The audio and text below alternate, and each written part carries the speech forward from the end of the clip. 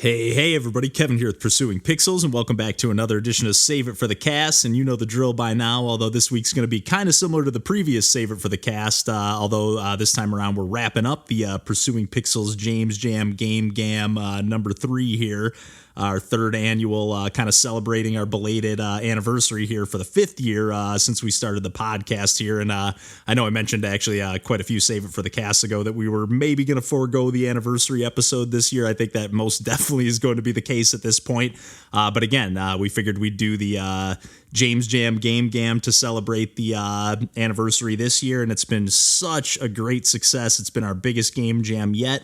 There were 275 people that entered, 61, I think actually 60, because I saw one game I was doing some streams. I've done 3 streams so far and checked out about 2/3 of the games.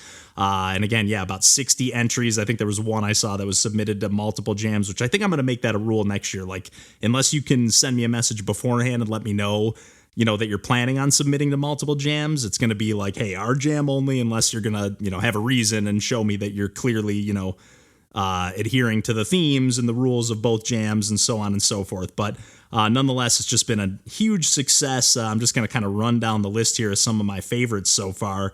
I'm just going to kind of start. I got my phone here, so I'm just kind of scrolling through. And Another Way is a game that I actually just hit a bug on, kind of like a point-and-click adventure, detective, film noir kind of vibe. And I just absolutely love the pixel art and the music on this one. Looks like they had a pretty decent-sized team working on this game here. And I'll be really excited to see if they end up working on some more from that one.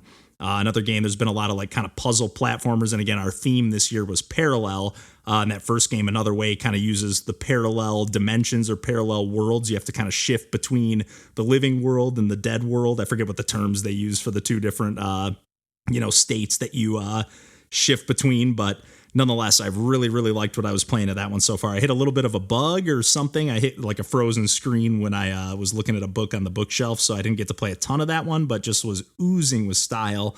And again, that was the first game submitted.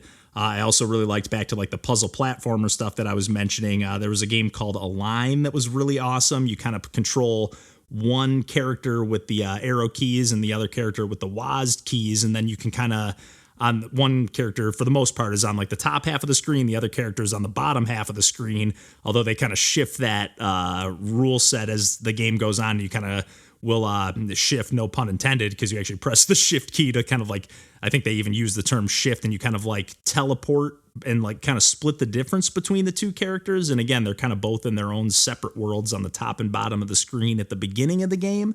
But then later on, you're kind of shifting and teleporting into different cubbies, and then both characters are in the same little area. Just so cool. And there's a ton of kind of precision puzzle platformers that were submitted this year. There's another one called Parallel Peril that was really awesome and really, really tough. Mortal Heights was a pretty fun one as well. Not quite purely a precision platformer, but another game that I've really, really enjoyed from the jam was called Artemis, and that's all like each letter, I don't know if it stands for something, but it looks like it's some kind of acronym. But this is a game from Bad Piggy. I'm such a huge fan of their stuff. I've only actually made videos for 2, 3, 4 of their games so far, but they have dozens upon dozens upon dozens of games on their itch.io page. And Artemis is another game that just kind of showcases their style. They a lot of times do like kind of like a pseudo 3D effect to their games, sometimes more so than others. Like they have made some actually true 3D, FPS kind of games, but in a pixel art style. But this one here is more like a side scrolling. They had mentioned in the Discord that they were big onto stealth games lately. So this one's all about kind of like you get a dash mechanic and you're just kind of shifting between the parallel kind of levels or layers of the stage. And then, just kind of dashing through enemies and taking them out. And there's, you can score better by not getting detected. Get the classic, detection cones or flashlights from the different characters. Another one I played, a couple of games that I played that were showcased a lot in the Discord while we were doing the jam as well. The first one here, Universal Convergence. I really, really enjoyed this one, especially on the presentation. I feel like it could use a little more polish around the edges, making it like a more well-rounded experience, but just like a really great take on the theme of parallel as well, but just a really great game overall, like top-down twin stick shooter kind of vibe, controls with mouse and keyboard. I rigged up a little gamepad hybrid setup. But basically, like each half of the screen, you have like kind of a dark world and a light world, for lack of a better terminology or whatever. And then each side, you're kind of picking up power-ups and buffs and different upgrades and stuff that only are active when you're on that side of the screen, and you're just kind of shifting back and forth. And the different gameplay elements kind of force you to shift back and forth, because there's like a wall that will come down and push you towards the bottom of the screen, which if you go off the bottom of the screen, it will kill you instantly. And otherwise you just take damage, regular twin stick shooter style, but just really, really enjoyed that one. I feel like it's got a ton of potential. Another game that not only has a ton of potential, but just straightforward is an amazing game right off the bat. I think when I downloaded it, it's just called Line Game. This is from Sir Milkman and Sarn, two developers that I'm a huge fan of. Sarn being part of the Team Bugulon crew that I've mentioned a number of times when we talk Game Jam stuff on the podcast. So, and again, with all these entries, just such an honor to have so many of these developers that I'm a huge fan of jamming with us. And then also so many developers that are jamming for the first time, making their first game. Just so cool to see that this year and every year so far. I just say it's been such a great, like, I don't know, it gets my juices flowing, gets the energy going again. But again, yeah, this game from Sir Milkman and Sarn, it just has like a vertical line, a square, and then a vertical line for the name of the game. It's just called Line Game when I downloaded it. But this is probably my favorite game of the jam so far personally.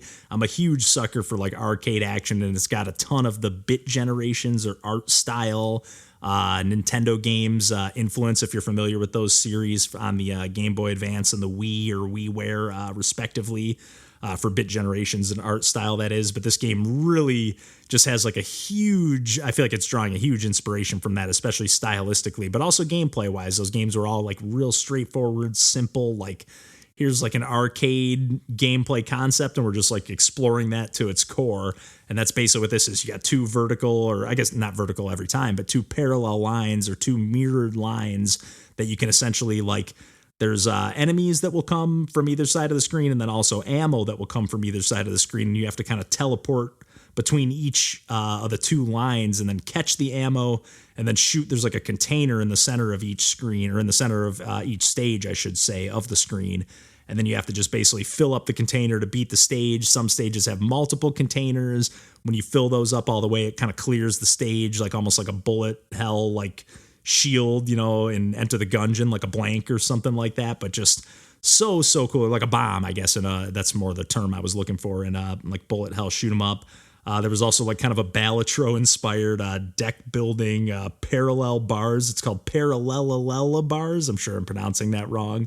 But it was so cool. Just like a really funny, silly game where you're just kind of like building like your, quote unquote deck of moves that you're going to do during your next attempt on the parallel bars here for gymnastics. That's one of the themes that I didn't see coming. I thought I thought of parallel universes and timelines and stuff like that, or parallel circuitry, electronics wise, or parallel, shapes and lines. And we got a lot of that stuff, and parallel, two side-by-side gameplay sort of games, but I definitely didn't see the parallel bars coming. That was just like a super fun take. Druid Dash 2, Pesky Parallel Panic, just like a really great, somebody in the Twitch chat, I should say, called it like an ice movement game. So it's one of those games, I always refer to the game Cyber Protocol, just because that was like one of the first games with that gameplay mechanic that I talked about on the podcast. But yeah, you just basically, when you press up, down, left, or right, your character is going to move all the way until they hit a wall. Yeah, just super fun. Another theme that I kind of saw coming was parallel parking. There's actually about 4 or 5 different parallel parking games, but some really clever ones like Parallel Parkour is more of like a Sokoban, ton of Sokoban style games as well. But this one's like a Sokoban like style parking game where you have to like drag the other cars or push them into like the right spot. And you can even in later stages of the game, you can like hitch the car or the truck or whatever to your car and kind of pull it around. It's just got some really clever mechanics. Same with Parallelly, back to like the precision puzzle platformers. Again, I've only played about 2/3 of these. There's been some really like the team or the crew from Acorn Jelly Games. They kind of split into 2 this year. That was the crew that made Therapy last year, and I'm sure I talked about that game on the podcast, and check those out. But they split into 2 teams and made the games Paper Stars and then Celestially Yours, kind of serendipitously leaning into that star theme. But Paper Stars was like a really cool single, like kind of diorama where you're just kind of point and clicking around and trying to find the little, basically keeping yourself from getting sidetracked, which is one of the things that I do all the time. And then the other game, Celestially Yours, was just like a really great, really moving kind of up-esque, where it just kicks off right off the bat with some kind of sad, tugging on your heartstrings emotions right off the bat. And it just was such a great experience front to back, the music, the art, both for Paper Stars and for Celestially Yours. Just really, really awesome stuff. The Daniel method is also one of my favorites of the jam so far. Kind of seems like I got to play more of it because I got a little bit stumped and stuck and was having some issues with the controls, but it's a first person, quote unquote walking simulator, puzzle adventure kind of game. And you're just basically trying to I think stoke the flames on this bonfire or maybe build more fires. That was the kind of the aha moment that I made it to, is when I just kind of lit this fire and then it turned the kind of snowy, dismal world that I was into it kind of reminded me of Flower from the PS3 days, where you, just kind of uncorrupt the landscape by triggering these events. But just so many great games. Title Bout from Turd Boomerang, River Bottom, and Marrow. The music on this one in particular, definitely one of my favorites, but the gameplay also, you're kind of the waves are coming in on the beach. You play as this crab and you're picking up, you got to wait for the wave to roll in and then, wash back away. And then all the wet sand, you can kind of use that and dig up more tiles, more sand. You can carry 3 at a time and then stack them to kind of form walls. There'll be blue crabs that kind of try to drag you into the back into the waves. And then there's also back to the parking theme. There was a really great multiplayer. Obviously, I only played single player myself, but it's called My Funny Valet Time. And this was I really want to play this with some friends because it just was getting so frantic, just basically parking these cars and valeting these cars for people when they're ready for them. Just so cool. And then the last game I want to give a shout out to here is Knobs and Hobbs. From our good pal Cardboard Moon, who, if you've seen not the pixel art from our logo and stuff, but if you're in the Discord and anywhere else or on the Game Jam page, if you see the frog with the boom box or any of the GIFs that we have of the frogs kind of jamming or waving, or all the Discord or Twitch emojis and stuff that we have, Cardboard Moon whip those up. And I shouldn't say whip those up because clearly poured a lot of love into those, and then also clearly poured a lot of love into their game here, Knobs and Hobbs. They got this one in as the very last game submitted with 30 seconds left to go, and it's already seems like they're planning on working on some post-jam update stuff here. They've already made some character portraits, and you play as these 2 little brother goblins, one green and one blue, that both move, again, back to that Sokemon style top-down gameplay. And you're just moving them both individually, one at a time, one tile, and you just have to get them both to the exit at the same time. They can't enter the exit door without the other. And then if one's at the door and trying to exit, you can't move the other one. So you really got to think about each individual move. At first I was like, man, this game is impossible.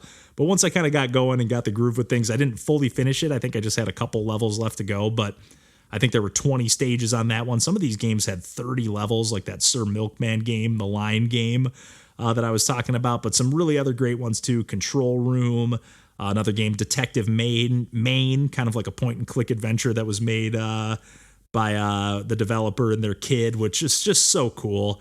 And that game was really actually hilarious and charming. Had a great kind of title sequence, or not title sequence, but credit sequence with the, I believe their kid just singing a victory song. It was just so cool.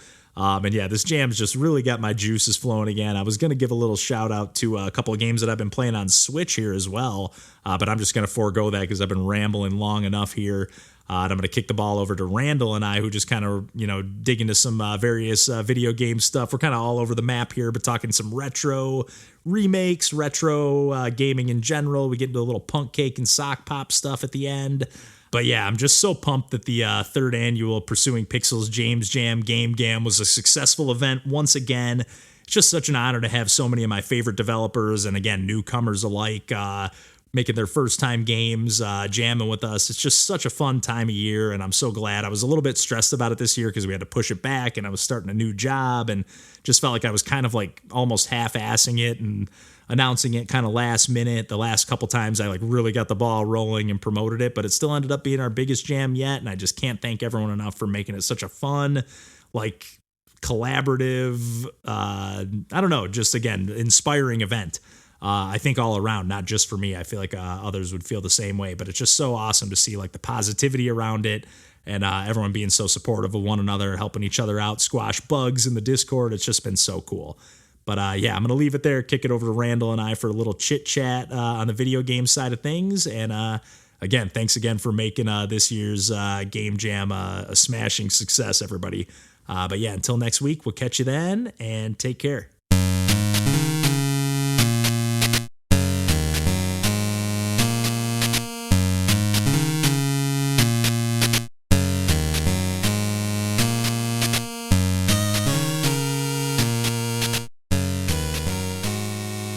Retro stuff, man. Oh yeah. Always so good. Yeah, and so you had reminded me before, I still have the puzzle bobble thing that I could always jump back to too and talk about at some point if we need to fill time. I want to look into that too, because there's like another puzzle, or you know what, no, that's a bubble bobble. It's like called like Bubble Bobble in for Friends every bobble. Yeah. Every bobble. Oh, yeah. But it's published by ININ, so every time I see any kind of retro related thing published by them, but they every now and then they do publish some stuff where I'm like, this looks fucking, it's not good. But for the most part, they've got a good track record. And to be fair, I kind of thought that about that Ninja Yaya Maru. I remember thinking, this looks... Yeah. I don't think this looks that good. And then when I bought it, I was like, oh my God, I can't believe I even considered not buying this. This is amazing. Yeah. Like, I love that game. I think I bought that physically too, just because I was so sold on anything ININ put out after they just completely nailed it out of the park with. Which one? The Bubble Bobble one? The Ninja. I think I got that too, but the Ninja whatever Bakubaru. Oh, you got to fire that game up, man. It is so good. Yeah. I don't even bother, like, because it comes with a bunch of retro games on it too. Mm-hmm. And I tried those. I thought they were all terrible. And that was actually part of the reason that I didn't buy, because like they had a couple of I think they had it on like the NES online, or maybe it was the Japanese online, like Switch stuff. Sure. But I had like played some of those on different platforms, and I was like, or maybe just emulators, but I was like, these games, I'm not that into these games. Yeah. So I just assumed like, well, if I don't really like the source material, right, I can't imagine this new iteration of it's going to be anything that piques my interest. But man, it's so fun. You and Tina would actually probably have it, because I think it's co-op, so you and Tina would have a blast with that one. Okay. I mean, there's other like ninja games of a retro style that I know aren't even good games that I have such a soft spot for. So it would not surprise me at all if it were able to pull me in. Oh, that's right. They're doing a new thing with Steel Empire too. That shmup that had phenomenal graphics back in the Genesis. It was released originally on Genesis. You could play like a Zeppelin as you like your ship to shoot, like a big fucking blimp, or like a different type of ship, and it had kind of like a steampunk aesthetic, but it was literally like a game that was released in like 92 or 91. It was because that name rings a bell, but when you said Genesis, I was like, I thought it was like a Steel Empire game. Yeah. I forgot about that. They did that too. Man. Oh yeah, and they did Parasol Stars, that Turbo Graphics, which is very similar to like a Bubble Bobble feel. Yeah, and so that Ninja Yaya Maru is very much like a Bubble Bobble kind of game. Oh man, gameplay wise, like those single screen. There might be a little scrolling here and there, but like it's pretty much like those single screen arena type I got things. No excuse. It's no excuse. You and Tina would. I could see you guys having some fun on a night with that one, or it's obviously fun single player too, but. Co-op, I can see you guys having a blast. Wherever the stick of my other extra like stack of Switch games that no longer fits where I was deciding to keep all my Switch games. I'm running out of room too. I know. I have like a few games that are just kind of like facing out because I'm just like I have nowhere else to put them. But I'm like I don't really want this game on display, but. I guess I can't fit it into the sleeve. I think we were talking last time about like how, the Switch games can run kind of poorly, but it seems like maybe they've put code in there for them to run better. We kind of got into that a bit last time with like Nintendo games. If the next version, I think. It's like, okay, we're just going to, because like to me, it seems like why would they like it just seems like they wouldn't make a first party game that doesn't run that good. Right. Knowing that this is just the best it's ever going to be. And I think that they've left it purposely open-ended for the Switch 2. The way the breadcrumbs seem to be laid out now is more and more evidence that we'll have some real backwards compatibility and, you know, maybe some upscale, hopefully to 4K, but, you know, at least closer to that and running a bit smoother even for the Switch native games. And that would be a dream if that were the case. That would be amazing. God, yes. That would be so... Just give me I'd be happy with just a cartridge slot that can play the games, but yes. If we can do anything to up them a little bit. Of course. Yeah. Because even just, remember seeing those games, like the GameCube games in 480p even for the first time? Was like, holy shit, widescreen 480p strikers? Are you kidding me? I did not have enough money to try to track down the one of 10, GameCube component cables. So not no more. So Jesus the Wii Christ. was like, oh my God, that's incredible to be able to just hold the B button down and get that progressive 480p and like see how crisp those things could look. I'll still never forget my eyes just watering when I tried playing Pikmin 2 for the first time on my very first HD TV. I was like, this is insane. 480p. Look at these colors. It did make a big difference, though. It did. It was so much awesome. More vibrant. It did. It looked awesome. I was like, and just like cleaner, too. Yeah. It made a huge difference. God, technology. So more of that, Nintendo. The backwards compatibility. Yeah, seriously. And not just via digital, online services. No. Mm-mm. Yeah. Mm-mm. Hopefully we'll get details on that by the end of the year. I think that's what they're saying. I could see that. Yeah. Wouldn't release this year, but like at least we'll know what it is more or less by the end of this year, potentially. You know what I could almost see? I could get either way. I could see Metroid Prime 4 either being a launch title. Yeah. I could almost see it being kind of like how Breath of the Wild was like a swan song. Like it'll be the last game on Switch, but the Switch 2, like if you have the new Switch, it'll be the version to play. Remember that they did basically the same thing on Twilight Princess for GameCube to Wii. Yeah, but those were all like different versions. Like would they actually be able to make like, hey, this is Metroid Prime 2, it's for Switch, and it'll work on either console. I wonder how they would do that. That would it actually be two different versions? Although then I would be like, they made it available for this older platform, so now it doesn't run as well on my newer platform as it could have. Right, yeah. God. You'd have to thread the needle there, which is possible. Like there's a lot of that happening of like the straddling of the generations already, Oh yeah, especially in the last couple generations. Big time. So that's totally understandable if they were to keep that going, especially with the massive Switch install base. That might literally be what they end up doing is like, here you can play it on this, or you play it on the Switch 2 and it's the enhanced version or whatever like that. But it still runs on your original Switch. I mean, that's what I would prefer. Because I feel like that doesn't bode well if there is like, because then they just could obviously always do we got the upgraded for the 4K Mario Odyssey 4K. Mm-hmm. Like a Blu-ray, essentially. It's kind of what they did with the quote-unquote new 3DS. It had more power, right? And then it would run a little bit better on certain games with that, but you could still play almost anything that came out on that. You could still play there's on only 3DS. A couple games. Just a few games that were exclusive. Like the Xenoblade port, stuff like that. Yeah. But partially not just because of the power. I think some of that was like functionality, like that nub. Yeah. Like different things, like okay, you just need all of these. You could have bought the Circle Pad Pro thing to stick around the outside of your 3DS to make it even more bulky, which I did. Talk about ergonomics. gave it. I will say it made my hands less cramped to have more to hold on to for whatever Give that thing was a little worth. More. Yeah, no doubt about it. Even though it made it less portable as a direct result, but then the Wii U gamepad was way bigger than that even. So. Yeah. Hey, I'll say we're kind of random, but last night I didn't even end up playing my Switch, so I was even more mad, but I was like going to bed And I took my Switch with me and I like tossed it on my bed like I always do. And I like tossed it a little too hard and it bounced off the pillow and like right off the bed onto the floor. And I just got like hardwood floor under my bed. And I was like, no, like, oh my God. There goes the Joy-Cons.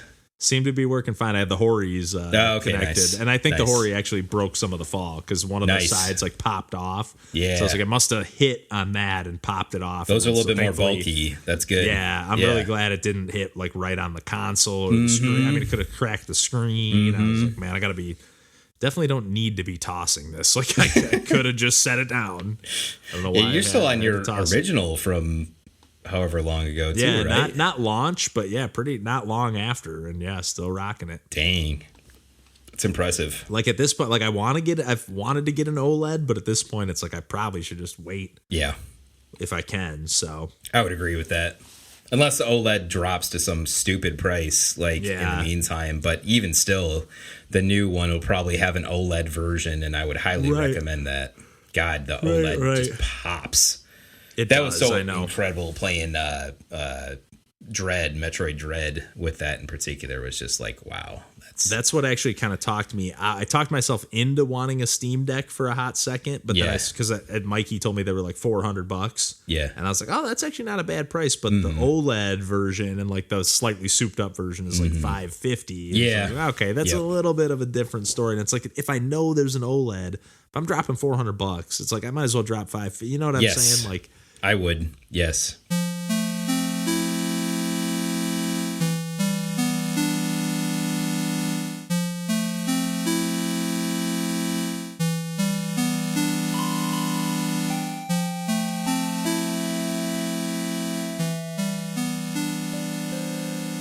Oh, one thing I'll say before we start recording though too, or for the episode, Sokpop. They like a while back did their first like Sokpop takeover game where they had like a guest developer make a game for them, and then they just like launched their second one, which didn't interest me at all, and then it just didn't look like my kind of game. Which I'm sure if I actually checked it out, I'd be like, oh, this is interesting and cool because they just don't do anything that's at least not interesting or whatever. Right. But the new one that they just announced today is from Daniel Linson. Nice. I was like, let's fucking go. It's called Leap. It's called Leap Year, and it just says a clumsy platformer, and it looks like a game where like if you jump and like fall from a certain height, you die really easily. Okay. And it looks like to the point where like old school. Yep. Almost to the point where like if you jump if you jump and land, you die.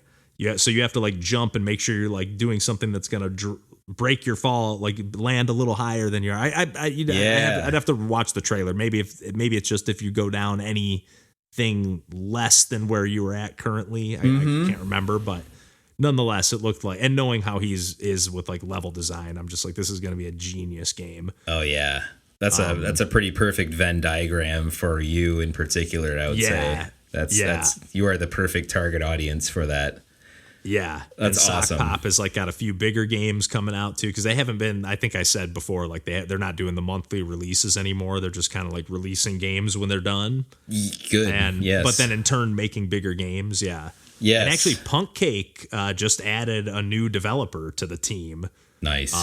So now they have 3 developers plus Pentadrangle doing the music, and then I think they still get like other people to chip in on other various things, but like this other new developers like working on a totally new game and like independently. It seems like. They're not just adding to the pool of FTE, they're actually there to develop new things on top of that. Jesus, yeah oh my God. So I was like, okay, so they're like, I think that's just how they're gonna like keep their output up, I guess. I don't know. Their business model must be doing pretty well then. Shoot. Yeah. Well, that, and I think Shotgun King is still doing really well for them because they're still talking about like making updates for it and stuff like that. So I'm like, they must still be getting like a great player base for that game. That rules.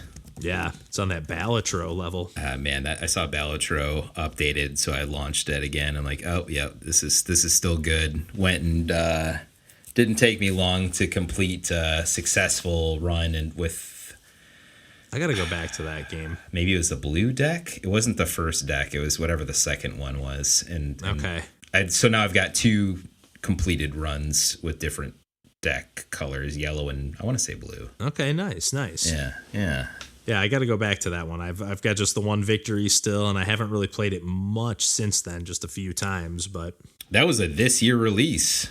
I know. Just even nuts. like I was thinking like, John was like, Goaty, this game's Goaty, Balatro, and he hasn't talked about it once since. And I know he's probably played it a few times, but like, and he did still say, like, because Lauren asked him when I was over in town, like she had said, like, what's your game of the year? We were all just talking about games at some point, and he quickly was like Balatro, and I was like, really? I was like, I was actually thinking it might have slipped off your list because you just like it seemed like you were hyped on it, but like it didn't keep your attention in the way that, like, how these like Monster Hunter, Monster Hunter.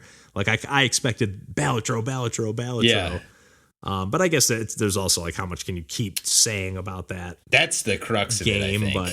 But still, like nonetheless, like he didn't fire it up at any point on his Steam Deck and he was playing games left and right on there. So, so I was like, I don't know. I was like, but he definitely still loves it. So yeah, I mean, not to spoil things, but I think I'd probably have it potentially on my game of the year list, at least as of this far into the year. I think it would at least get an honorable mention, if not be ranked. It would get that. It would at least get an honorable mention for me, if nothing else, for sure so far. Although I'm hoping again with this game jam, I'll be able to kick it into gear and start like playing more stuff again. Yeah. Because I feel like I just haven't gotten the hook sunk into me with anything, but yeah, or much of anything. No, I can't say that I'm. Besides the Neo Geo Pocket stuff, I don't know that there's anything on major consoles that's completely pulled me in the last few months the same way, Yeah. Where I'm just coming back over and over again. That's not just the same shit that I always play.